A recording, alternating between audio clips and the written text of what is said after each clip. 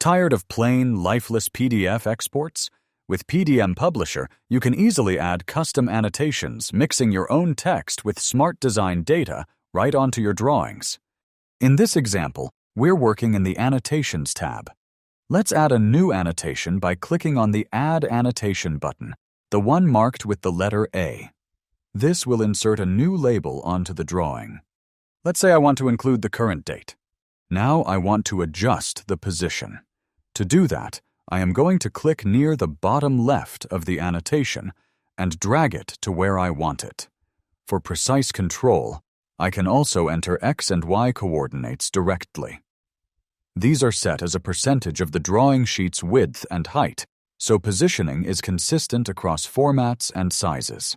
I can also tweak the style, make it bold, italic, or both. Let's add another annotation, this one for the assembly name.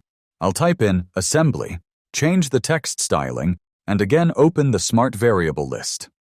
This time, I will select Top-Level Assembly, which automatically pulls in the name of the top-level file.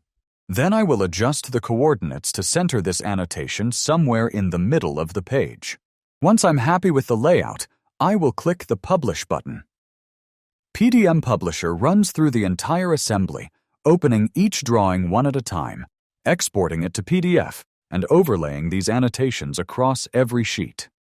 And here's the final result: exported PDFs with dynamic annotations that automatically reflect your design data.